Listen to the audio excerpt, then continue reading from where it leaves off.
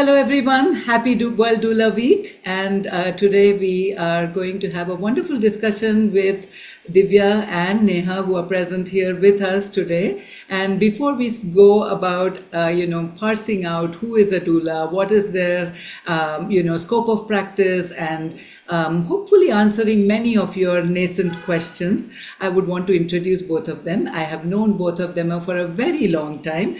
Divya, for lack of a better word, not oldest as in age, but she was pretty much the person who started the nascent doula profession in the way that India understands it today. And she wears many hats, and I'm going to in a minute ask her to also talk about the many other hats that she has. But she's also a doula mentor, a trainer, and welcome Divya to this to talk a lot more about the wonderful world of doulas and the parents that they serve. Neha I have known her first as a student, and she is a Lama certified childbirth educator. She also is now a doula mentor, along with the beautiful doula community that they have created. And she also does active doula work. Divya is sort of semi-retired or almost retired from though I don't think doula work leaves anybody completely, but Neha is actively practicing as a doula as well. Welcome, Neha. And can I start with you, Neha? Can you talk a little bit more about what got you into doula work in the first place and how you view yourself today after some years of being a doula? Thank you so very much. And I have to say, it's such an honor for me to be here with both my mentors. You being the one who got me into birth work in the first place, and then Divya being the one who led me into doula work. And as I say, I remember her telling me before I even thought of being a doula, she was like, I know you'll be a doula, because she kind of sensed that nature which I had. So I'm so grateful to both of you. Thank you for having me. I think that to answer your question a little briefly, doula work is not something that you pick as a career choice. Because if you look at it as a career choice, it's probably not the best career to be in. It's a difficult job. It's emotionally heavy. It's time wise, your time is all over the place, and it doesn't pay you as much as a lot of other careers would for the same amount of time and effort. So it is not that kind of a choice. It is something that you get pulled to. It is something that you have to do.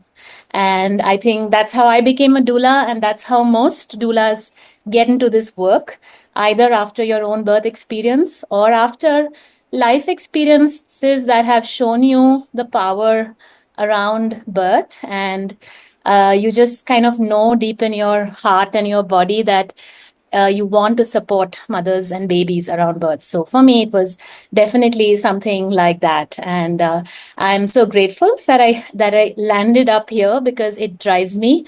This work, it wakes me up in the morning and in the middle of the night, and which is why I'm so also passionate about supporting women who are pulled to this work and helping them to find their way around. Wonderful. And Divya, can I ask you to talk a little bit more about, again, what pulled you to the work in the first place many, many, many, many, many moons ago, but then also what has sustained you through the years, and now as a mentor, where do you see yourself, as well as the small number of doulas that are actually now serving different parts of the country? I'm sure what pulled me to the work was the birth of my own child, and the kind of support I had at that time. Or, I mean, it's two sides of the same coin. I had support from my grandmother, and then lack of support from everybody else. So it's kind of highlighting how important that support was, whereas it wasn't really available in the language and in the way that it would have served me. So my grandmother is 2 generations ago. Her words showed me the power of what it is to have a child, not acquire a baby, but for the baby to come through, or to be born and to come into this world. And then different aspects of that baby. I mean, I fell in love with my children. We all love children, but I just felt it just changes you. And then, as a mother, I know Neha knows it too, that you just want to protect them from everything in the world. And that got you going to say, what's more, what's more, what's more. And once you take that journey, there's no looking back, because what you know, you can't unlearn. So I think learning more and more about babies, being around contributing in a small way to protect their, entry into this world, even welcoming them at times when it is difficult. I think that sustains you. And I'm sure you have a similar story, Vijaya. But I think that's what gets most birth workers to keep doing what it is doing. And I loved how Neha said that it's at all times of the night. There's no schedule. Yeah, so that's what sustains you. I think that's what sustained me. And that is what took me through the journey of everything I seeked was with one motive. What more can be there in the mystery of babies and birth?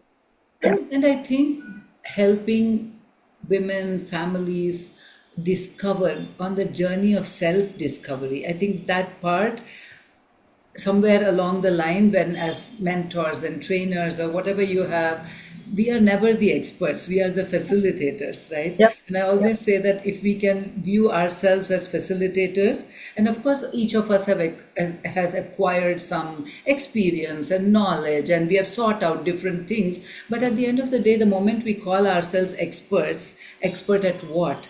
So I think that's that and that languaging and that wording has to come through all of who wants to get mentored into this space, because otherwise we are missing the whole point altogether, because that's the self discovery of the parent, and we have to facilitate that. Otherwise we are going to just spoon feed them some knowledge. And it worries me that sometimes we have all these online classes where you have many hundreds of participants. Again, I'm not saying that it is right or wrong. It worries me. That's all I would say, because what are we giving them in that? And I'm sure people have good experiences with that also. Nothing to take away from any of that, but I would want people to hopefully know the difference in both the aspects of getting into a program to become a doula, since we are talking about Doula Week today, or any kind of birth worker, and also to support families through that transition that we speak, right? So, and you're also a trauma informed, trainer, and you also have a certification in perinatal psychology, I think. Or can you talk a little bit about that and how that weaves in with your work? So the different aspects of trauma-informed care and pre and perinatal psychology come to the idea that there is a robust embodied experience of the baby and the mother as one unit. They're not separate from each other. And she's not coming into a vacuum. So, how we glorify the 9 months of pregnancy, but she's not coming into it as a vacuum. She has a personality, an experience, a life, a belief system. And unless we don't pay attention to that, well, it's really disrespectful saying that because you're pregnant, this is what is happening to you and this is what you should be doing. And this is how your experience should be. And birth is the end of that. But when we look at pre and perinatal psychology and we look at trauma, we understand that her life may have brought her to a point where what may seem ordinary for you and me might be difficult for her. Absolutely. Without support, what is simple might get overwhelming.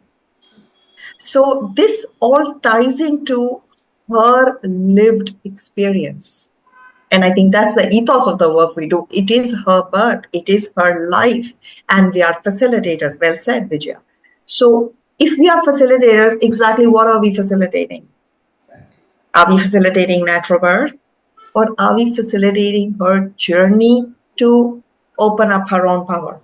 So that's some of the basic questions that, these particular courses or these exposure led me to think. And I think that is how I think that the training needs to be a little bit more than just skills or information giving, or, there has to be a human experience to it in the training itself for it to translate with the mother. I cannot give what I don't have. Absolutely. And that's I think what it contributes. Yeah, for sure. And I also think many times when people come into a meeting with a doula, or I'm talking from a perspective of from the midwifery model of care that we have, they don't even know what they want sometimes.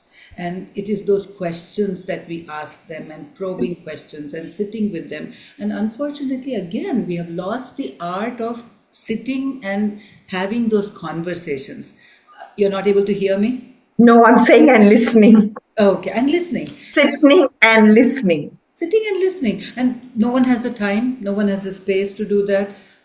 Parents themselves come in a rush sometimes. I have a meeting, I have to go somewhere, and by the by, I want to stop by your clinic to just make sure that the baby's heart is doing well. Okay, good, sure. So I think again, nothing wrong with that, but we have to be able to open up those conversations that why are you here today? You know, and I think as doulas you do that. And let's segue that into the next question that I have. I think in this world of birth work, especially in a country like India where there are not that many, what shall we say, set licensures slash regulatory bodies. And again, I don't mean that everything should have regulation, but regulatory bodies. Once you start doing childbirth education, somebody might want to step into the birth room as a doula.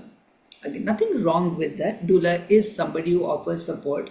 But how does the consumer take this and say, who is a childbirth educator, who is a doula, and how does the professional themselves look at themselves and say, what am I good at doing versus what do I want to do, what additional training do I need in order to do that? And I want, maybe Neha, you can take the question first because you straddle both the worlds of being a childbirth educator and a doula as well.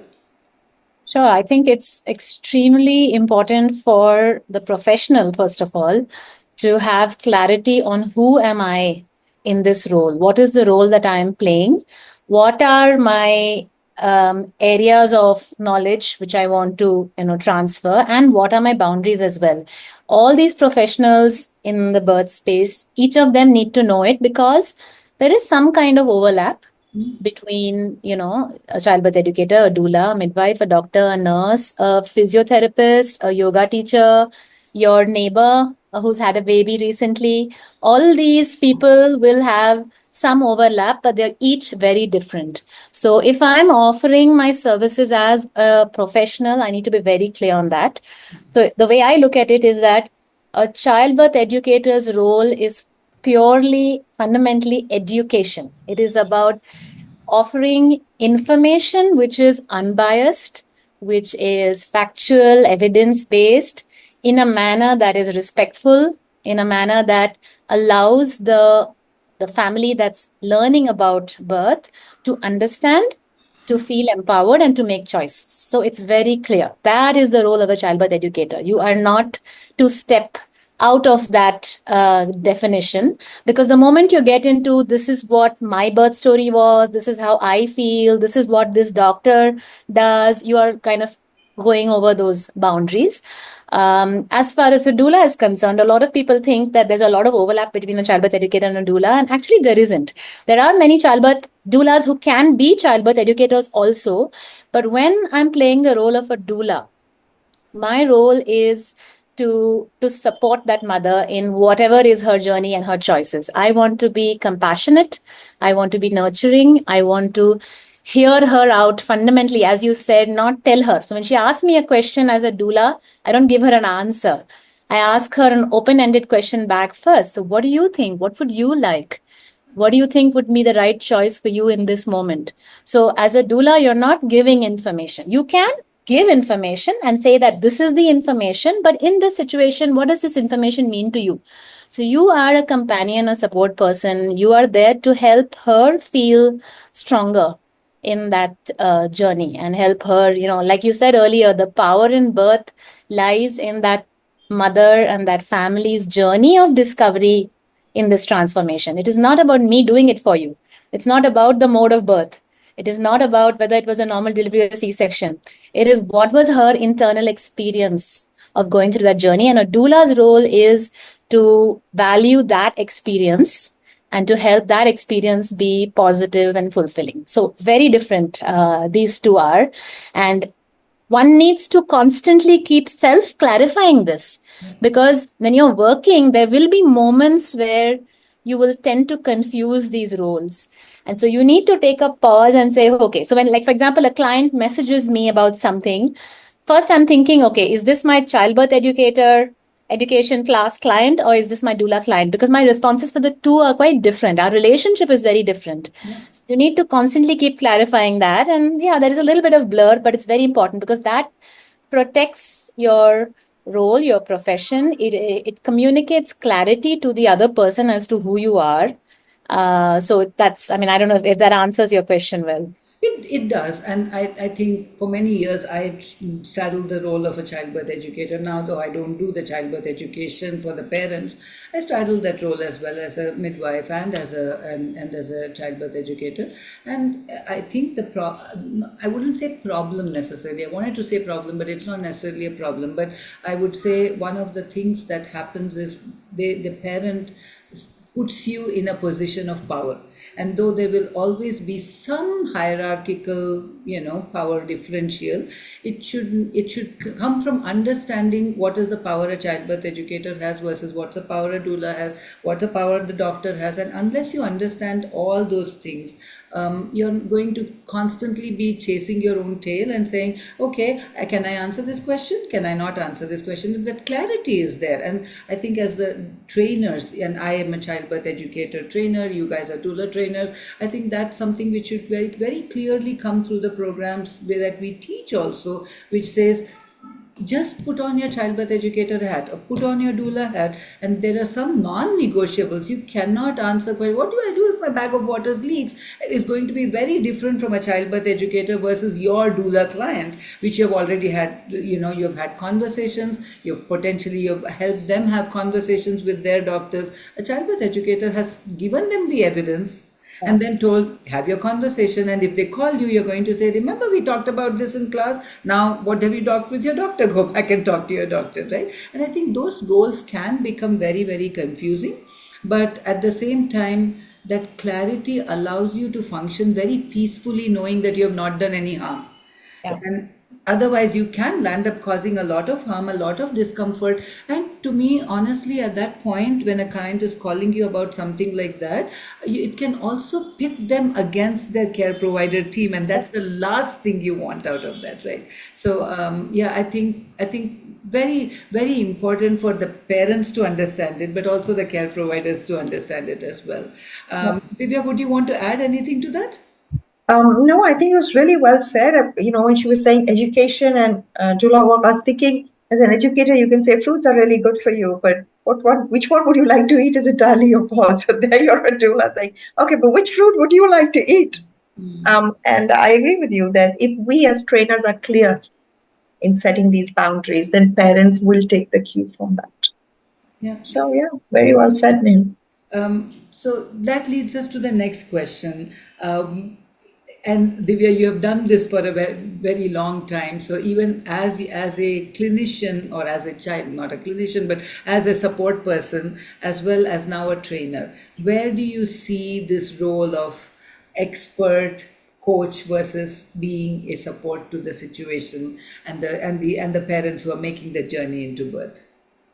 So, when we say the word coach, and it's a very popular word in the West, typically I see somebody standing by the side of the field, blowing a whistle, screaming and telling you what to do. It's absolutely the opposite of the ethos of giving birth. I mean, even animal births are attended by other group members, but nobody's screaming at anybody. Also, when I become the coach, and by putting myself as a coach, I would say the responsibility of getting the outcome then lies with me. And it's great if it's a good outcome, but what happens if it isn't a good outcome? So I'd say for people who say birth coach, maybe you can coach the husbands as to what all is going to happen. And that might be a subset of the education class, though I don't even believe that the educator is the coach. They're just the educator. I think what women actually need at birth is support. They don't need a coach. We're not breathing coaches, or we're not pooping coaches, so we don't need a birth coach. We know how to do this stuff. But what do we need to give birth is to feel safe. And that's when that relationship with your care provider, that relationship with your support person comes into play, that allows or facilitates the environment in which the body can work efficiently. And I think a lot has been said about it, but it's just when we talk to the rest of the world outside the birth community, because people have leaders and leadership coaches, positions. I think coach is a very seductive word, but it's extremely, for the lack of a better word, and I'm saying this very deliberately, an inappropriate word to be used around birth. Yeah, but So that's how I see it totally. There is also a certain hierarchy that gets communicated with the word expert and coach, because an expert and a coach knows more and you learn from them. But that fundamentally goes against our deep, strong belief that the mother knows best. The mother who's birthing the baby knows in that situation what is the best thing. So if we are holding that position of hierarchy, she's going to look up to that expert or the coach to say, what do I do? Tell me. It's not But going to that's work. not how it works. It really It's works. not going to work even in physiology. It will not work Correct. because nobody can put their hand in and bring the baby out. If that were, we wouldn't be sitting here discussing all we are. And Also, rite of passage of giving birth, this expert, when the fundamental things of conceiving and giving birth are led by experts, we're taking away her ability to become a mother. She's always going to look at experts to lead her life. That's just going to be a very shallow way of experiencing life with a lot of anxiety. Sorry, Neha, you were going to and I'm say. saying this doesn't mean that you do not show her the light when she is feeling like she's in darkness. It doesn't mean that you just tell her, I don't know, and you do whatever you want. That is not what it means. Yeah. It is about when she's feeling lost. Sometimes, so in the Lamaze training, Vijaya, you talk about that take charge routine, where there are times when the mother wants someone to, make her feel like I'm not alone and someone can guide me through this very dark experience, scary, lonely experience. So you can step into that kind of a guiding role, but you're still not a coach. And Divya, I'm going to ask you to share the lighthouse analogy here and how the doula is one of the best metaphors for a doula is a So lighthouse. how we see it that you got to place yourself as the lighthouse. You're grounded, you're on firm ground, and you're sending out the light as a beacon. Labor is stormy seas. And that will be a guiding light for the mother. But the journey through the stormy seas is the mother's. The ship will reach the safety by the guiding light, but they're going to traverse that stormy seas and reach to the other side. And I think that's one of the best ways to say it. That don't forget that you're grounded and planted, and you're constantly maintaining a certain amount of vibration or a light that does not change just because everything else is going on. Because something, when things go tough, we tend to also get anxious about it or take charge of it. And the take charge routine is not about I'm going to take charge of it. It's about getting as strong so that even when she leans on you to take rest, you're right there as a rock. So I think this is all about understanding or believing, accepting, respecting, acknowledging her power. Yep. And power, sometimes the need is more than the power, and sometimes the power is more than the need. But together, when we resonate, she makes it true. So I think that's how I like to see it. That's one of the things that I want to really bring across in the training over and over again. And it's not easy because we're primed to do something. We are primed to fix problems, and labor has been portrayed as a very big problem. Pain is the big problem. And, these are our own challenges. So I think that's one part of the training, Neha, that we do. And we repeat it so very often saying, okay, but, what in you wants to fix this? What in you wants to do this? And how do you see her doing it? Yeah, I think it's a very powerful analogy. I think it's important, and in any birth space, there will be times when the parent will even ask you, if you were me, what would you do, right?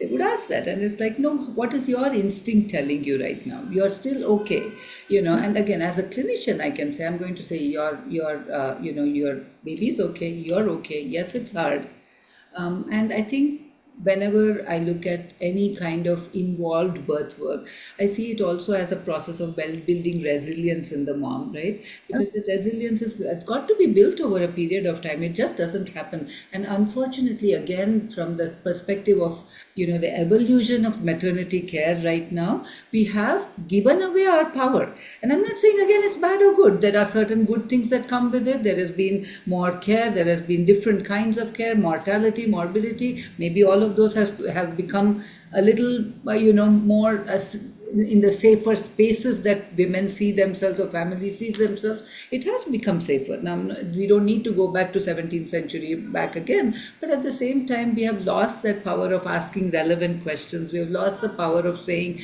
what in this makes me fearful? Because if you don't even acknowledge fear, it's going to come during labor and birth. And one of the aspects of, again, clinicians, doulas, midwives, is to say, see, are you fearful about something? If so, what is it? Because you can't bring the fear into the birth room. Again, we may not be able to banish 100% of it, but if we can get through even 75, 80%, we have done a really reasonable job with helping the mom access her own, sort of self. I think part of that process is not the part of the childbirth educator. Again, when we make those differences, the childbirth educator is providing evidence-based knowledge and information. She's not sitting there building resilience in the mom. When she starts to say, no, you must do this, and I think this is the best thing to do, then you're crossing those lines, and then you're setting them up potentially for failure, because then you are pitting them against the care provider who might have a different philosophy. So I think there's so much that we can talk about in terms of what's right for each of these roles that we play. So again, really good time to ask this question: how do doulas, being protective of the family's intentions, their mindsets, all of those, still come into a space where they can help themselves advocate for themselves with their care providers, so that it's a relatively seamless experience? Because the last thing I would think I would want is for the mom to have these unrealistic, and I'm not saying expectations are bad. Again, I don't want people to hear it and say, oh my God, she should have the 1,000th expectation. Of course she should. It is her birth. But reality is there somewhere. The choice of the care provider, the pace of birth, all those things. So where does the doula's role come? From an advocacy standpoint, because they will look at you. One is support, one is emotional support, psychological support, physical support, some amount of advocacy, and two, how to help them choose their care provider so that they can work together as a team. Okay, let me give it a shot. I think the first part of your question is really about what kind of a doula do you want? There are lots of different types of doulas, and each doula has their own strengths, their own stories, their own life experiences, their own personal. I don't want to use the word activism, but something that I feel strongly about personally. And so every doula is different in that way. So choosing the doula that fits what you want is the first thing. Do I just want someone who is warm and compassionate and who can just sit by my side and comfort me and offer me sips of water? Is that what I want? Then that's what I want to look for. Do I want a doula who is very knowledgeable, who understands the science of birth, who knows how the hospital works? Then that type of doula. Do I want a doula who has a good relationship with the care provider, because I do not want conflict arising? So I want to find a doula who does not, have conflict with the care provider. So there could be different things that couples look for. So I think if you are clear, think about what is the role that you want your doula to play, and then you want to find a doula who fits that. So that would really be my answer to that question, because there are so many things that a doula can do. And different doulas would play different roles in different births. As far as the whole, collaboration with a care provider part goes, I think that for a new doula, this is always a big challenge. How am I going to get entry into a hospital? How are the doctors and nurses going to behave with me? This is a genuine challenge that new doulas face. I remember going through that phase for a while in the first few years. But now, after so many years, I don't feel that at all. And when I think of why, I think it is because now it's not like I know all the doctors or anything like that. I still work in hospitals where they've never seen a doula before and I've never met the doctor before. But I am a lot more comfortable with who I am. I am very clear about my role and my boundaries. And I have learned how to build a trusting relationship with my client. And I have learned how to engage respectfully with care providers. So I think that is the key. Now, what is the meaning of respectful interaction with care provider? Respect is it has to be two ways. So if I'm going in with a grudge, thinking like, this hospital has very high C-section rate, they do all kinds of things. If I'm going in with that negativity, but wanting to support my client who has chosen that hospital for whatever reason, some people do. Not everyone chooses a place that I might feel is best to give birth. Someone may choose to give birth in a certain hospital. So I am going to respect my client's decision of having chosen so and so as their care provider. And then I go in with that respect for the care provider, say, however you are, my client has chosen you, and I am here to do my part. So that changes the dynamic then between the doula and the care provider. I'm not here to fight for my client. The client has chosen you. I'm here to help this birth go better. So when you go in with that kind of an attitude, then the care provider also doesn't see you as a threat, but sees you as someone who's going to collaborate. Having said that, it is hard. It is hard for a doula to work in a facility where you can see things happening which do not align with what you know is good for the mother and baby, but which is where then I'm going back to the original point about take off the childbirth educator hat and wear the doula hat in that situation. So that's really the key to it, kind of being more comfortable with yourself, your role, having that trusting relationship with the client you're serving, asking your client, okay, this is helping them to be prepared. This is what you can expect in this hospital. How do we work around this? What do you want me to do? And sometimes, after having these conversations, that is when mothers and fathers may realize that I don't want to give birth here. So there are a lot of people who've chosen a particular hospital, but after having done a few prenatal meetings with the doula, done some classes, then they realize that this is not right for me. And they may want to make a change. Sometimes not. It is not for me to make that decision. Yeah, no, and I think again, like as any care provider, when somebody asks you, or even as a childbirth educator, should I go here? Should I go there? It's like, yeah, go with all your questions, find out, sit, Exactly. answer those questions, and then you can make a good choice for yourself because you should feel safe. It's what Divya said, that condition of safety has to be met. And under the condition of safety, you can give birth under a table and you can give birth on the poshest suite in the hospital, but condition of safety has to be met, because otherwise all of us are going to be sort of in that space of trying to sort of have all the adrenaline running and then trying to give birth, all the adrenaline running and then trying to give birth, and it doesn't work that way. And then I think the last part would be as a doula to debrief with the client, and that helps you grow as a professional, but also helps the client to have good takeaways from there, because you don't want to leave them with just a feeling so, we all did everything, but the hospital didn't do everything, or whatever it is might be, because then you are setting up the client for feeling traumatized for the rest of her life. And again, as I'm sure you can talk more about this, Divya, that the trauma part of it is not just the clients, it's also the doulas. And having a safe space to get past that, and having a safe community space of like-minded professionals who can say, yeah, I understand that was a lot, because I've had professionals reach out to me who are both childbirth educators and doulas and say, horrible it was, everything was, and then telling them, okay, what was horrible about it? Where did the client see herself? Does she feel good about it? Do you want to talk a bit more about that? Yeah. So, firstly, I think as doulas, and I think even as maybe not as a midwife, but as a doula, because we don't generally give medical care, so we feel a little bit more helpless than medical caregivers. Advocacy is in a prenatal meeting. All our advocacy is in a prenatal meeting. I personally believe, and that's my philosophy, that the woman and her partner are powerful parents, and they can advocate for themselves. He can protect and provide for his child. I need to give him all the information that he may need to do it. And that happens between 9 a.m. and 5 p.m. on prenatal meetings, not between 5 p.m. and 9 a.m. on Labor Day. It does not happen. So, and it's not say that we will cover everything, but majority of their idea of what to expect from birth needs to be opened up.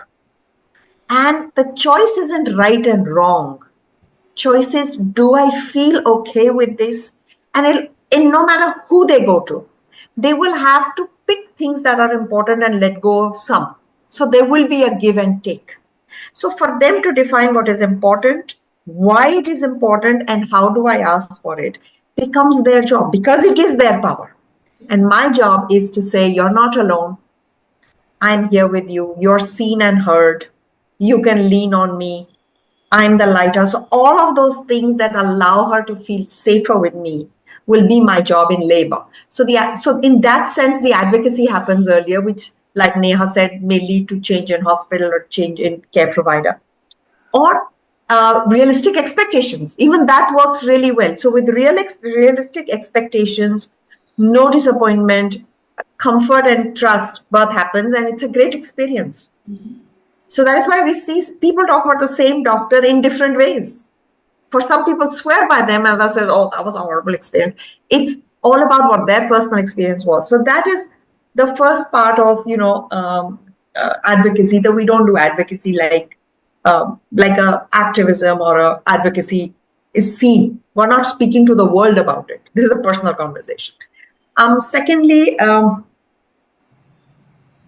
okay, I just lost my train of thought because I got so caught with that. Doulas, we were talking about the experiences, that their own personal experiences that doulas bring into birth work, and so they do actually come to birth work because of their experience. Majority of women choose this path because their own experience was either traumatic, and that's a straightforward equation, and the other is ecstatic. And the neurochemistry of ecstatic and traumatic is nearly the same, Vijaya. There's an activation, there's a high. In both cases, we're holding on to one experience that we want everybody else to have. And I think that, pardon me? Or not have. Yeah, so just holding on to that experience, that I'm going to protect everybody from this trauma, or everybody should have this birth. And in both cases, it's wonderful that they come to the work like this, but that is also one of the leading cause of their own disappointment or overwhelm.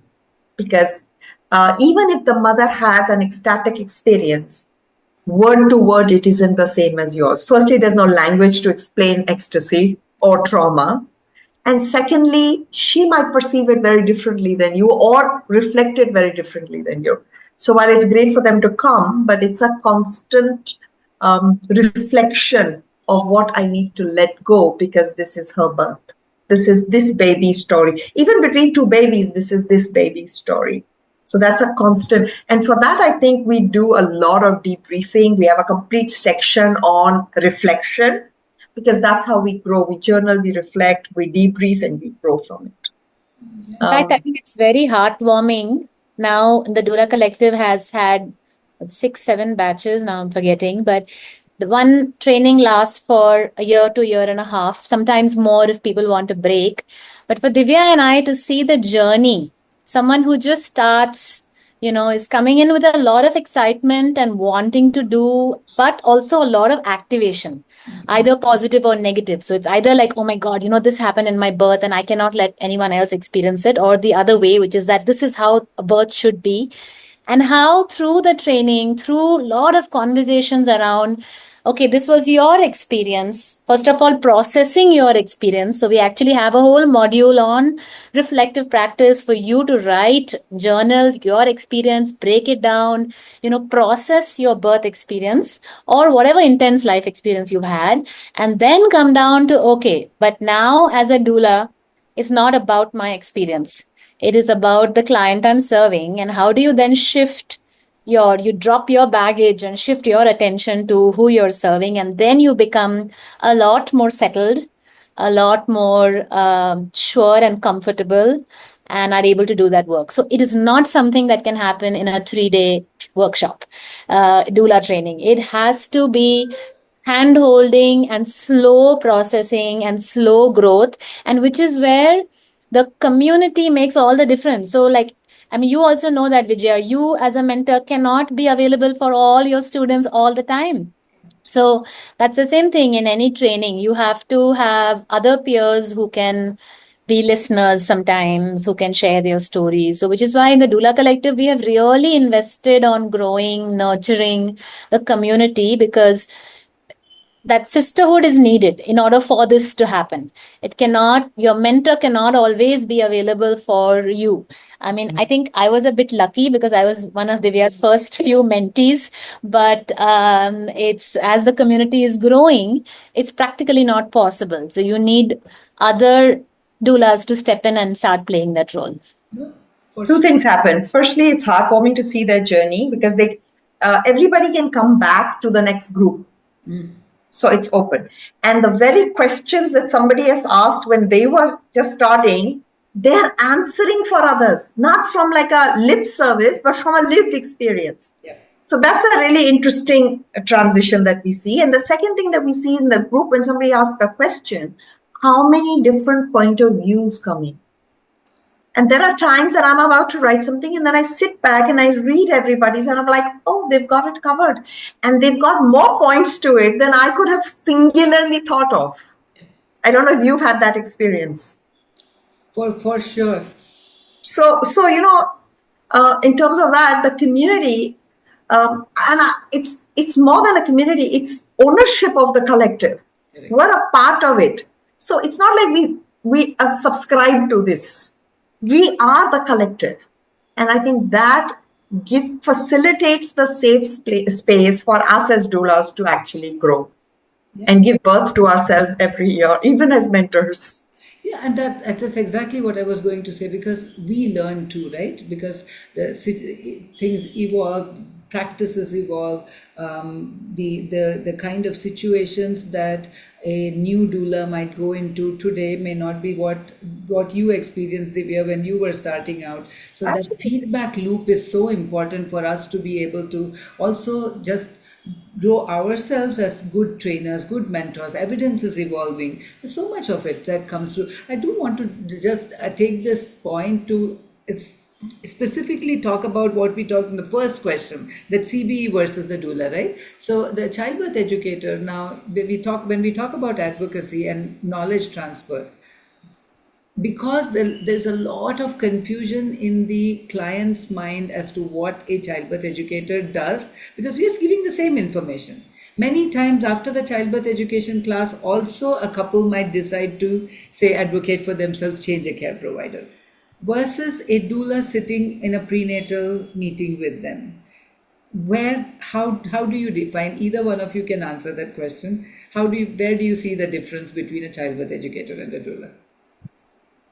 See, first of all, childbirth education often is in groups, even if it's smaller groups. So there isn't too much of scope for two-way understanding and hearing. So it's more like someone asks a question and I tell you the facts and I explain to you the situation. That's it. But in a doula prenatal meeting, it is more one-on-one. And the way, at least we like to do prenatal meetings, is you don't just jump into discussions. You actually first get comfortable with each other. You go and spend time. You go visit your client in their home. You share a cup of chai with them. You chat about how they're doing. You first warm up, so that helps them to feel that connection with you. Like Divya says, we are professionally trained to get personal. I mean, it's like because that's important. When you develop that comfort and that relationship with your client, then there is a different level of sharing that happens. Then they are going to not just ask you a question, but tell you where that question is coming from and why they have that fear. So, like you said earlier, those deep fears don't come out very easily in a doctor's interaction or in a class where there are other people also. But in a doula prenatal meeting, they often come out. because there is the space that we try to create for that to happen. So in that sense, it's a deeper, more personalized interaction. So it's in some ways similar, but in many ways different. Also, in a childbirth class, there is a time limit and there is a curriculum. In a doula prenatal meening, there's a broad outline, but there's no time limit and there is no curriculum. So for some women, we may never even ask 5 out of 10 topics. But in a childbirth class, we address all 10. Yeah. What is the physiology of birth? What are the hormones? Sometimes we don't even talk about hormones with our doula clients because there are more practical questions like, when do you think we should go to the hospital? In a doula, in a childbirth class, we'll say, okay, these are the things you're looking at. This is a good time to go stay at home as long as possible. Here we're going to say, okay, so as you stay at home, what would make you more comfortable? But personalizing it, customizing it for her. Reassuring. What is your home environment? Correct. For people, will being at home be comfortable for you or not? How far do you stay from the hospital? Who's going to drive you to the hospital? Should I join you at home? Those kind of things, which you can't do in a childbirth class. It's a very different curriculum per se. This is student-led. I mean, this is mother-led.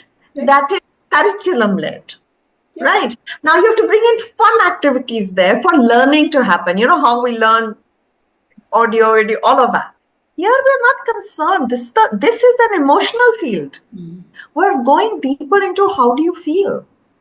What? So suppose you would ask this question, they'll ask you, what would you do?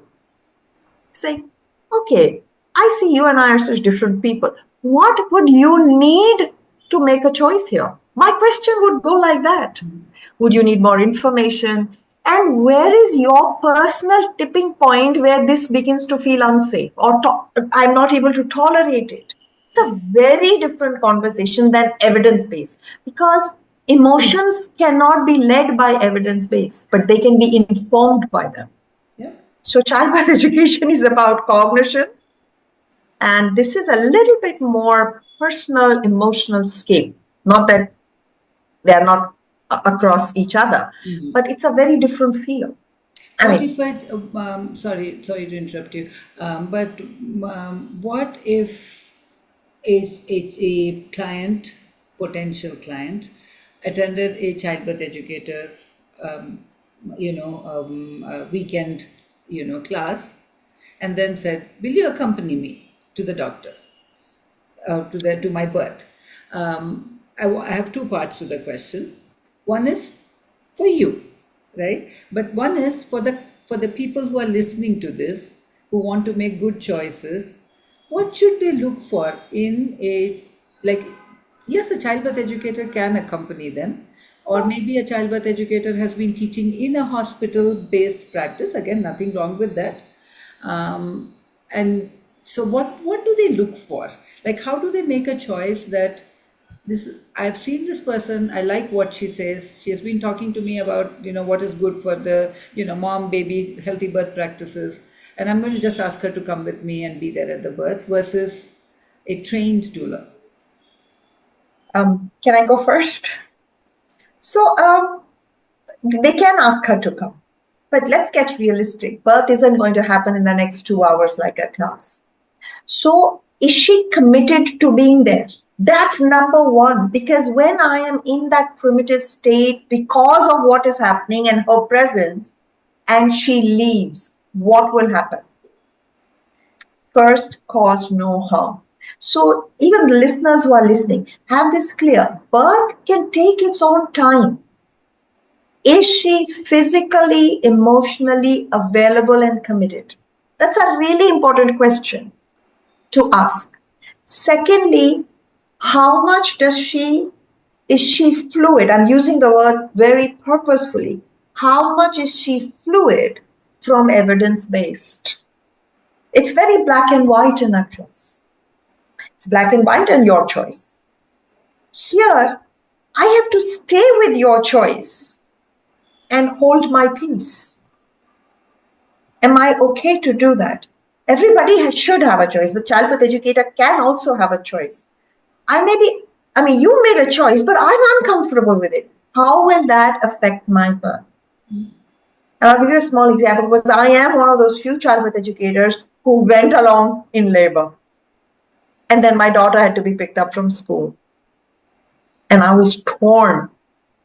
And I had to call up my husband saying, "You pick her up because I cannot leave her now," because she was holding my hand. And she said, "You please don't go."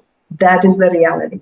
I'm also the childbirth educator who must have taught a class. And then somebody who had a birth, I wasn't there, said, "Oh, you'll be very proud of me because I didn't take an epidural." If she's doing it to make me proud, then maybe I failed as an educator somewhere. So, these experiences have really given me a feel for this to make that distinction. So parents who want to ask their childbirth educators, please do, but check about their emotional availability, physical availability, and their commitment and their fluidity with the fluid nature of birth and your choices that may change. And if she's that person, she's there. Neha, want to add? You want to add something to it? No, I think you said it all. I completely agree. That person should understand what they want you to do in the role of a doula. That person should be able to and interested in doing that. So that's the same thing that you said. Yeah, but the catch is that neither the parents nor the childbirth educator understand that. That's it. Till they are there. And I'm saying it from experience, and I own to that experience. That I was torn between going to pick up my daughter, which I did every day, and her birth. And she was at about 7 centimeters, and she said, "You don't go." And instinctively, I knew that if I left, something will go wrong. Yep. And I will be the cause of it. So I didn't. But that was a very difficult thing. And that clarified that distinction between this is this hat and this is this hat. And I maintained that. Committing to a birth is a responsibility. You can't just say, "Okay, yeah, you want me to come, I'll come," and then it's not a spectator sport that you go visit somebody. Yeah, you are making yourself available 24/7 over a 1 month period. And as an independent doula, you don't have a backup team. So, you don't have like someone else who can step in if you can't be there. So it's a very big commitment that you need to be able to make. 100%. And I think I come at it from one more perspective, that sometimes when you're teaching, especially in childbirth classes in hospitals, your role becomes going to whoever is the laboring mom and doing some exercises or positions with her. And I really would want parents to understand the difference between somebody coming and helping you do some exercises and positions, keeping, and that is good, great. I think we all want mobility, movement, and investing and being there only for you. And also the differences between nurses and I say this because in our practice, all of our nurses are cross-trained to provide labor support. Still, I will not call them a doula. I will say they are cross-trained to provide labor support. And that's very important because, again, parents to make distinctions. Like a hospital might say a nurse was there to support you. And again, great, fantastic. Anyone who can support a woman during labor is more than welcome. But for a parent to understand who is a doula, who is a midwife, who is a nurse, and because our system is set up in Sanctum as an autonomous midwifery, birth practice where the nurses, that is their primary role, versus a hospital where a nurse has a much more medical role and she can support, but she will not be there 24/7 with you. I think parents must understand that difference and what does a childbirth educator bring to the support room versus what's a doula bring to the support room. And that's where I would really want, hopefully, this conversation to have throw some light on so that parents can make good choices for themselves. In fact, there is this concept now which is picking up where hospitals are training their nurses in labor support skills. Some are calling it doula training, some are not. And that is great. I am not in any way against that. It's so good for maternity ward nurses to learn how to support mothers in labor physically, emotionally. But like you said, that is different from an independent doula. This is hospital staff. This is someone who has a certain, duty timing. This is someone who you're probably meeting for the first time when you're in labor. This is someone who is on the salary of the hospital, and I am not denying that their presence can be valuable, but very different from an independent doula who is your person, who you are paying, who you have hired, who you have interacted with in your home environment a couple of times, who knows you at a deep personal level. There is a different value that an independent doula brings, and both are good in different ways. It's important for parents to understand the difference between the two. Yeah. So that there's a different objective as well. The objective of a labor support person is to offer you guidance to navigate your labor. Like you said, exercises. The role of a doula is to understand what you wish to experience in this birth and what is sacrosanct for you. So we're not just talking about how I can help you, can I massage your back, which the labor support people in the hospital, etc., can also learn to do. But what is their approach? Their approach is, this is your birth, or their approach is, I will guide you. And therein also lies a little bit of a difference. So, it's subtle, but it's a world of a difference. For sure. And just one small point, as a doula, I have worked in hospitals where there are labor support people. And sometimes people wonder that it's an overlap, it may not be necessary, but actually it's the opposite. Doulas and hospital nurses and nurses who are good can make a great team and support the mother together. So it's not either or. You can actually have a really good care provider, a midwife, nursing staff who's playing their role, and a doula who comes in, having slept in the night, fresh, and not having been at births back to back. There is a different energy that a doula who is not working 24/7 can bring into the birth than staff who is working all the time, and they do much more births than independent doulas do. There is a big value to that. Yeah, for sure, and the clinical responsibility that is there on the shoulders of the clinician and the midwife and the nurse who is there, whereas the doula does not have that clinical responsibility. She's there for support, and she doesn't take away from anybody. She just adds value into the space, and honestly I would want that for every person who chooses to have that. Of course, understanding that what is your need. Do you want 4 people in the room? Do you want 1 person in the room? Do you want none in the room? And those are the conversations that I think all of us should be facilitating. Okay, yeah. Looking at the time, I do want to make sure that we are getting in as many things as we can. I've written down a few things. Okay, so two quick questions, and maybe Divya, you can take this. Ideally, what should a professional doula training look like? We touched on the edges of this a little bit earlier, but what should a professional training look like? What are the aspects of mentorship that a doula should be looking for? Somebody who wants to become a doula should be looking for. And then maybe Neha, you can add to that as well.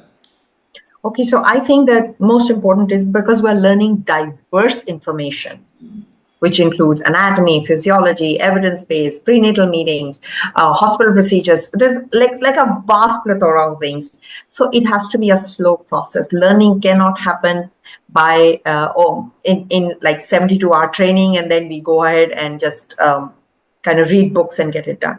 Secondly, there has to be another person to lean on, because that is the heart of doula work. I cannot give what I don't have. If I don't feel supported, how am I going to even understand what support means? And that is why this is not going to be all. Because people, when they go into birth, they're not working from their cognitive minds, knowing that they're coming from somewhere.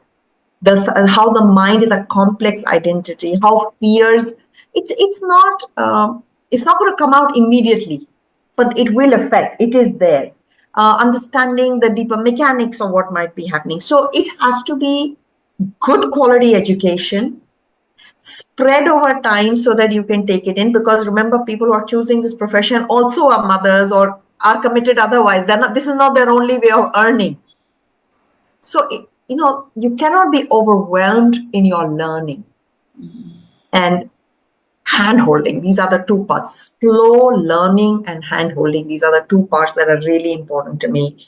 And the curriculum should include seeing the woman as a human being having an experience. The baby having an experience, not just outcomes and business. I mean, all of that is important. But the heart is this slow learning and hand holding for your own growth. And on the other hand, looking at the woman and the baby as having a human experience and what contributing to it positively or negatively. So these two things need to be balanced in any training. One point I have to add, which you missed out, Divya, you spoke about the curriculum, but who is the teacher? Who is the mentor? Who are you learning from? I think that's important. When you're choosing a training, you want to understand the values, the ethics, the experience, the practice of the trainer. That's another important aspect. I would select. I mean, that's why I chose both of you as my trainers. It's Because I interesting think that's because really I important. didn't have a trainer like that who held my hand. It's interesting that I didn't bring it out. And I felt that it had to be slow and I needed somebody to hold my hand. But the quality of trainer didn't matter because those 72 hours didn't matter to me. It's interesting you said that, Neha. Yeah, it's harder. You can still learn when you don't have a great teacher, but it's Very much hard. harder. You're more lost. We have, if I may say, there are some people who come to the doula training who've done some doula training before somewhere and they feel totally lost. They say, I know all this, but and I tell my mothers this, but it just doesn't happen.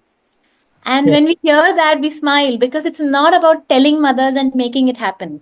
So that is the wrong way in which then Right. you have been taught. And so who's teaching you really, really makes a difference. And it happens with childbirth You got- education as well. And they would have attended other programs and come saying, I have this didactic knowledge of what labor should look like. And then you start talking about what birth actually should mean and where you bring in the evidence-based practices, not as written in stone, but as foundations for them to make, Yeah. choices. And it definitely makes a difference. And I was going to say one more thing. Yeah, I as a birth center, we often have doulas who come in for their observerships or experiences and internships and what have you, and we can see the difference between different training programs and Yeah. how have they learned, what they have learned to expect. I have had doulas come in who will be quiet and beautiful and bring rose petals with them and fill in the tub before anything and just say, I'm going to be there. If she uses the tub, great. If not, great. Or keep the rose petals. And it's just so heartwarming to see them doing those softer side of doulaing, for lack of a better word. And then there Yeah. are those who want to come and take charge and say, okay, we're going to do this exercise, or we're going to do this, and when are we going to do this, right? And then there are the people who will stay back and reflect and say, write in and say, okay, can we debrief? And I will offer a debrief to all of the interns, whether it's midwifery interns, doula interns, or whatever. But they would have written in detail everything that happened, what changed, when it changed, what happened when you walked in, what happened when you were not. And there'd be people who would be like, okay, that was a great birth, and be done. So you do see those differences in the manner in which they have learned, and as human beings, how they process. The first time it might be like nothing until they go back and have had time to reflect. So very well taken, both of your points, because I do think those trainings definitely matter. And who holds their hand? Definitely over a period of time, slow learning. I can't resonate more about that. Anything else both of you would want to add before we close this?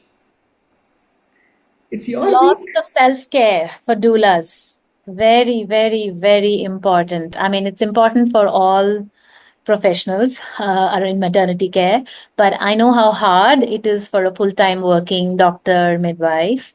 I think as independent doulas, because it's the kind of work which we are, like I said in the beginning, we're not always doing as a full-time career choice. We're often doing something else.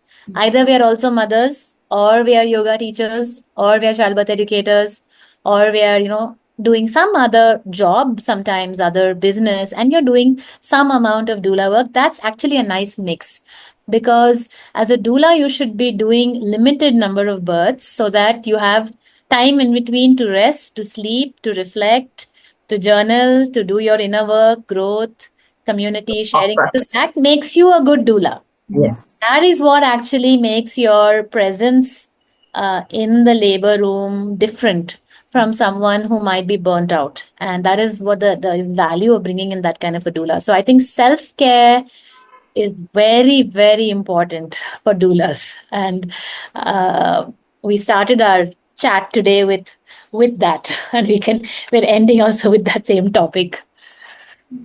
Divya?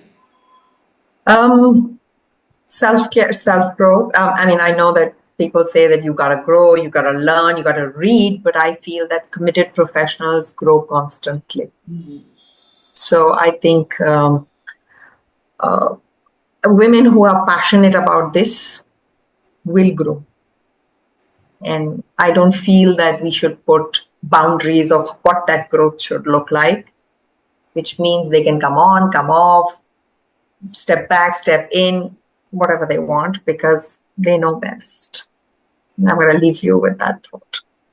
Thank you. Thank you both. This was such a beautiful conversation. I hope you've had a good, doula week, doing different things that, spoke to you, and taking good self-care of yourselves as well through this week. And I hope that everyone who joined in today had some good insights, whether it's a parent, whether it's a birth professional, whether it's already a doula who's doing the work, and your questions are welcome, and all of us are happy to take any questions. We'll be leaving you some notes at the bottom of this, and if you want to contact any of us, we are more than welcome. And Neha and Divya obviously are a part of running the Doula Collective, so anyone who wants to contact them, please feel free to, and thank you so much.